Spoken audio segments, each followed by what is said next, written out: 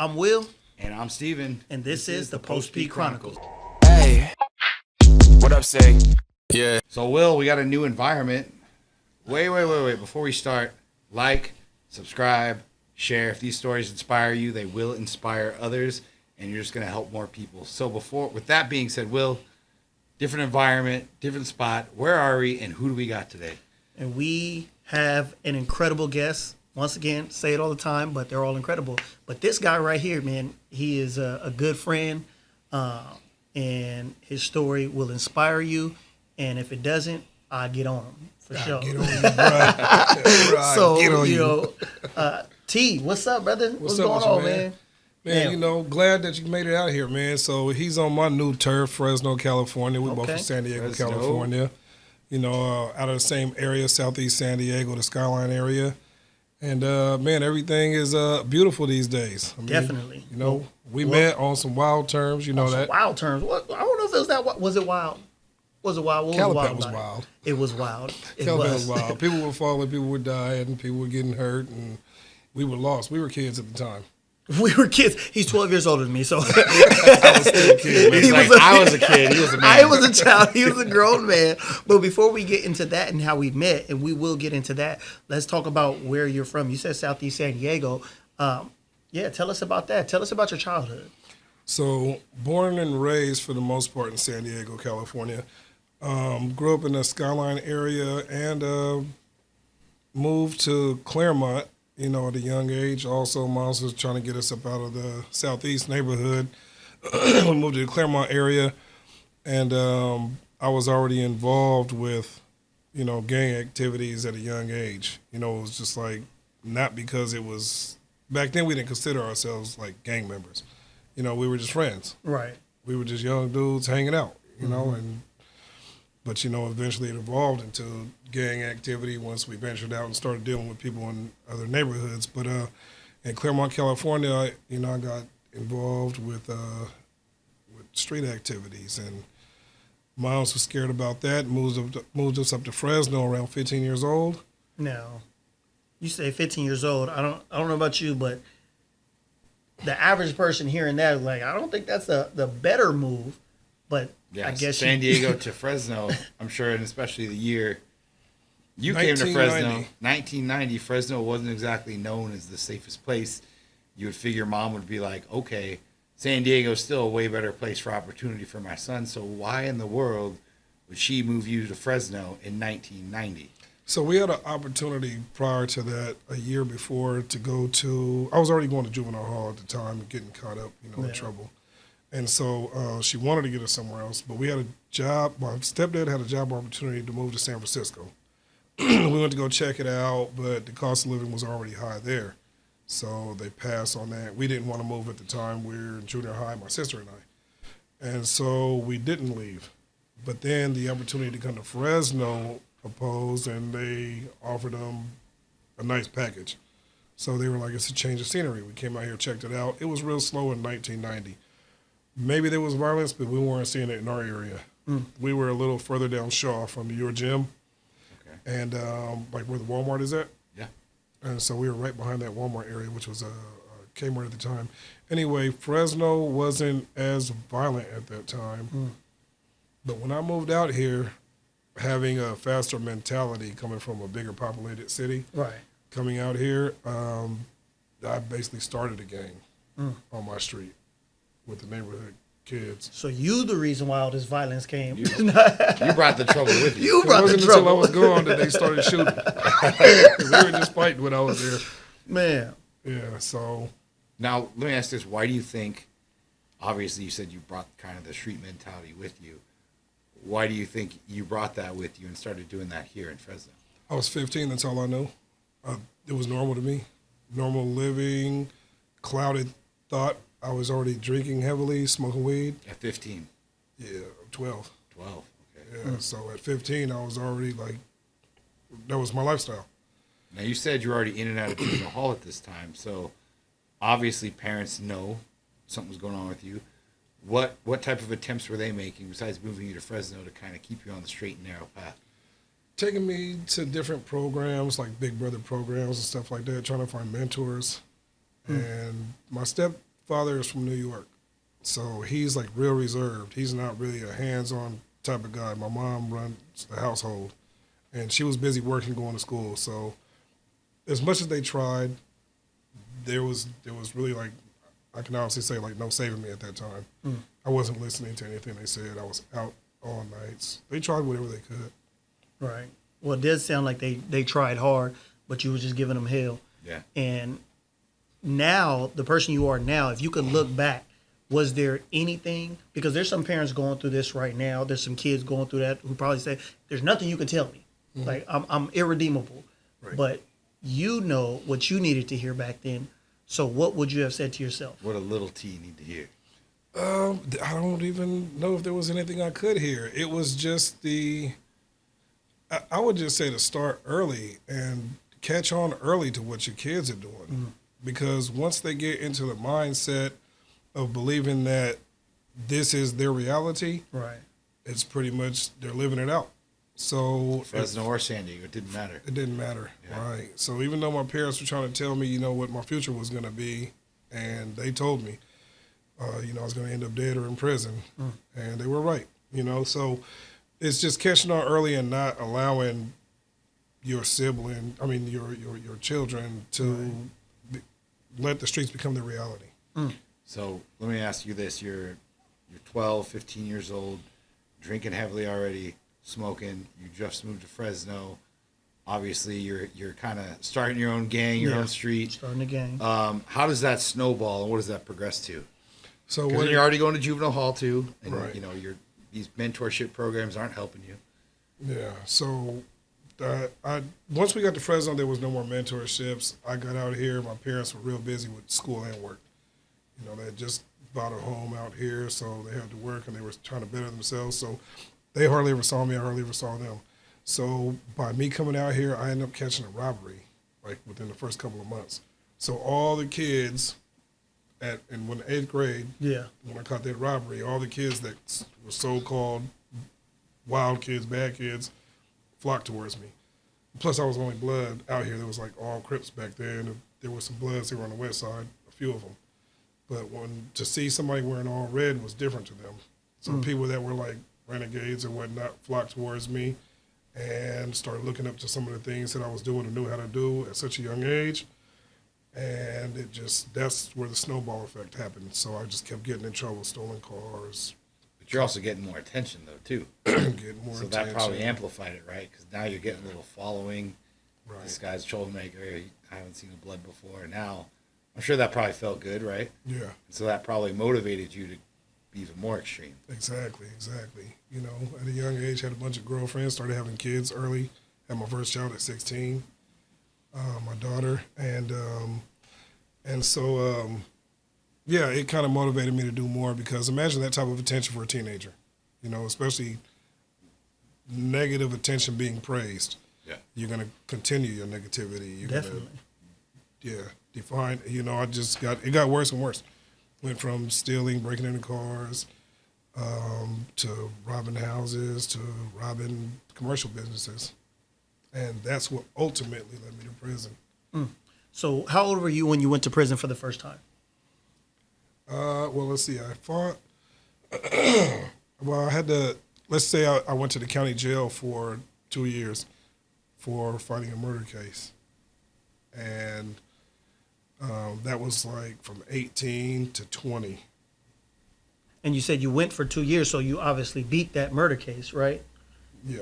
So it wasn't me. Exactly. So it wasn't you, but beating a murder case at 20 years old emboldened you even more, right? And so now you get out and you're not changing your mindset like, oh my goodness, I just lost 2 years of my life. Let me get it together. Right. So how long did it take you to catch your next case? So almost immediately, caught a robbery after that, and I had to go do 5 years. I did 4 off of the 5 years, and for robbing a convenience store. Not even because that was my what I was trying to do. It wasn't purposely. I was just drunk, and things went bad. Conversation went bad, and I said, "Well, just give me everything." And so I ended up in prison for the first time then. So what was your mindset then? I mean, you're in prison for the first time. You beat the first case. Now you're sitting down. Now it's real time. So what are you thinking then? Are you getting it together, or it's like this just is what it is? Just maneuvering because it's only 4 years, right? yeah, well, it was 5-year sentence. I ended up doing 4, which I should have only done about maybe 3, for the time credits. But so my mindset was, this prison, you were going to be here anyway. Right. I just always knew I was going to go to prison. That was my mentality at the time. Like, eventually it's going to happen. It happened. It was, now I just had to learn how to maneuver Yeah. in prison. Like, my big homie, so-called, taught me, when you go to prison, you got to hustle, get your money, keep the little homies right, which we used to try to do, keep them drug-free, keep your team strong. And I didn't have any focus or even thoughts on bettering myself as a citizen in society. Were there at that time, because you're pretty old, I'm just a little older than you. just a smidget. It was rough getting here. But were there any self-help groups at that time? Anything to, maybe set you on the right path in prison, or was it just doing time? You know what? The crazy thing is that I participated in every self-help group, a majority of them. At that time? At least 80% of the self-help groups that were available, Right. but for all the wrong reasons. To get out of the cell, to go in there and network with other people so I can hustle. Right. You know what I mean? So I go in there but I was, I guess, unconsciously soaking up knowledge, Right. and hearing things that would catch my attention. I went to church regularly. I even attended, what is it on Wednesdays that the Muslims do? Juma. Attended Juma, regularly. Prayed, participated in fasting. Yeah. I participated in everything. I was just a network type of guy, so Right. I just want So to learn. he did the self-help, but he was just helping himself. Oh, just- that's There a you go. good one right there. Exactly. There you go. I was Doing taking the the self-help, but only to help myself. Not in a good way. Man, Well, I mean, it kept me fed, kept you fed. but I Yeah, was bleeding, people. definitely. So you did your 5 years. You get back out. What was that like? So when I come back home, I try to better myself. I moved back to San Diego at that time, and it got rough because San Diego's pricey. So Yeah. Yes, it is. I would come back out here, and if I had friends out here. So you was and- back and forth from San Diego to Fresno, back and forth. And actually, I moved to Atlanta first with my wife. I got married, and so my wife and kids, we moved to Atlanta. I went to jail in Atlanta, got bad, got in a fight with the police at the airport, and came back to San Diego. San Diego was pricey, so I just reverted back to my old ways and just started coming back out to Fresno and robbing drug dealers. What people don't talk about is like your whole life you've been drug dealing, do it the wrong way, and it's easy to make quick money the wrong way, right? But when you come out and you want to do right, you're not making that amount of money Right. from a 9 to 5, right? And so now you got bills to pay, you got kids, you're married.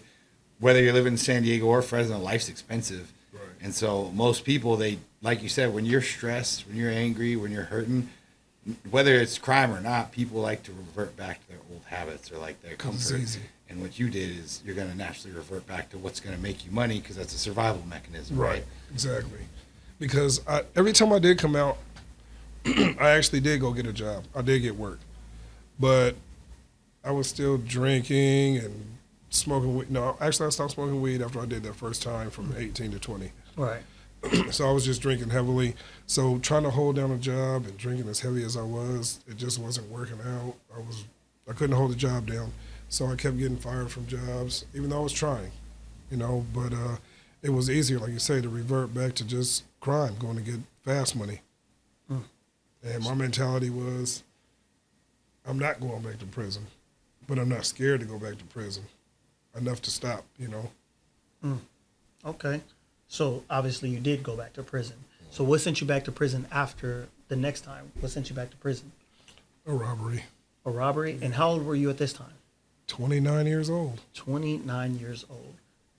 And how much time did they give you for that robbery? They were trying to give me 31 to life. 31 to life for Is that like robbery. a 3-strike thing? Pretty. what? It could have been 3 strikes, but it was more like we can strike you out or take this 31 to life. So I fought it for 3 years. From Strike you out or take or we'll 31 give you- years to life. Yeah. Yeah, or take 31 years of life.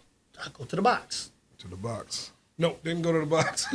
They changed that 31 to life. Yeah, I fought it for 3 years. We were able to make some things happen with the journey, and I ended up getting 17 years.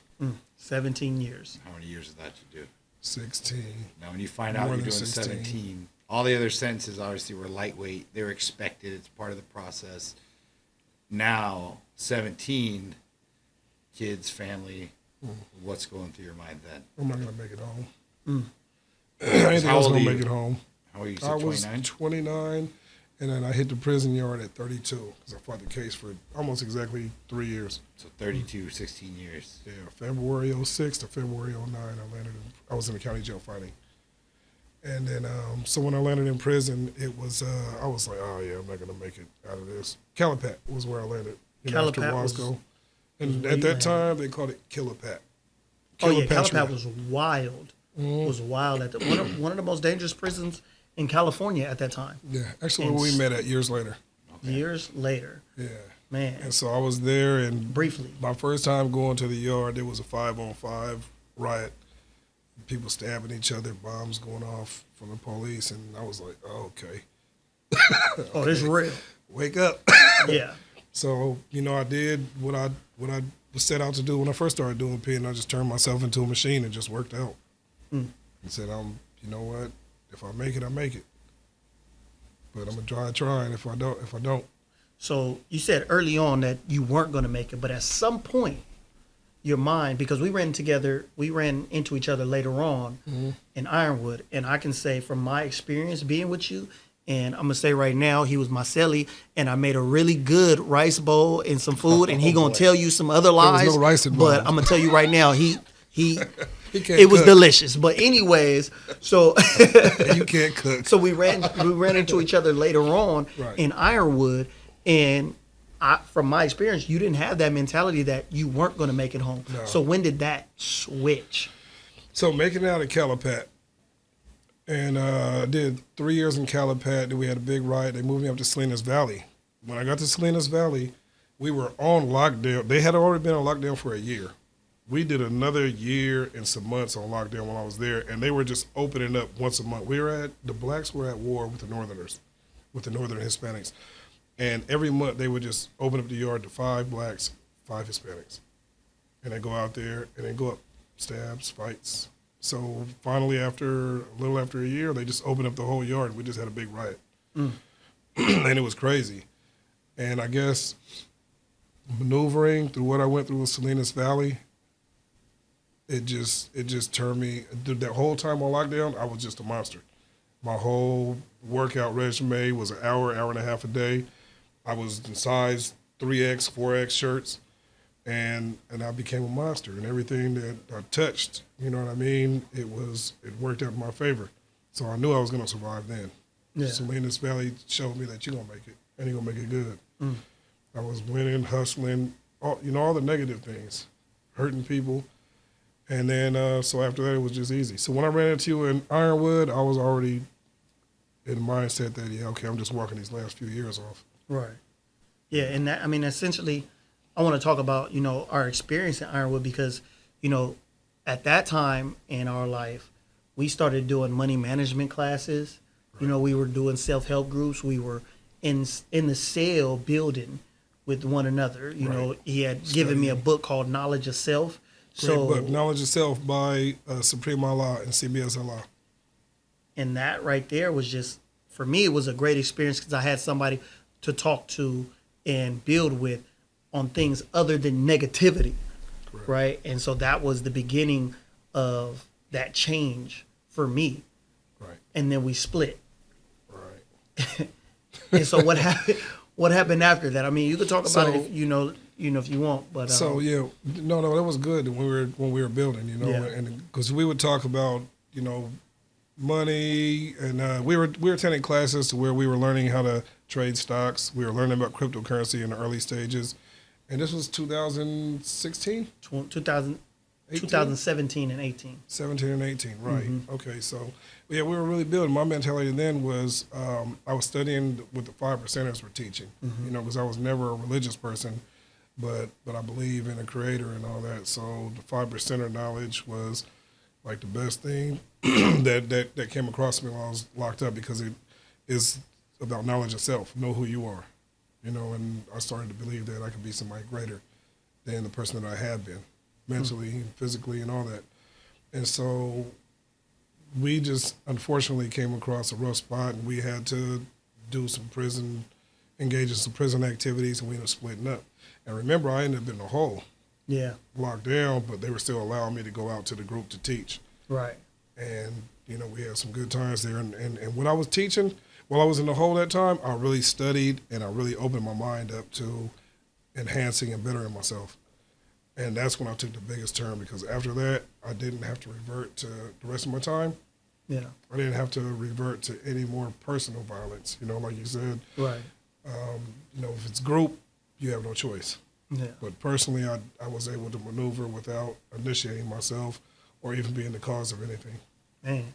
And so now we're here, right? We was on the yard together. You went through so many things in your youth, and your mentality has changed. So, at Post P, we talk about the things we're doing post incarceration.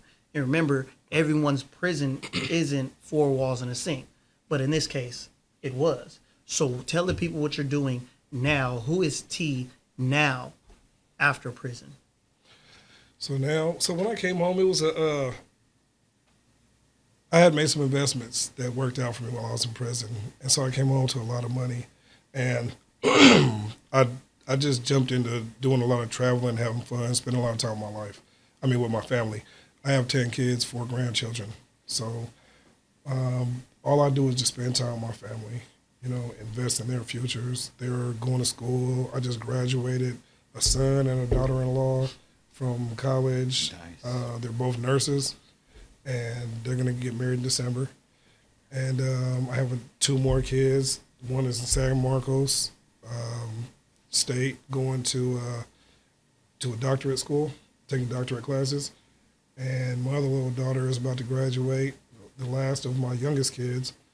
And she's going for a medical assistant. So, I spend more time with dealing with them than really worried about myself. I'm kind of humbling myself to make sure they have everything they need.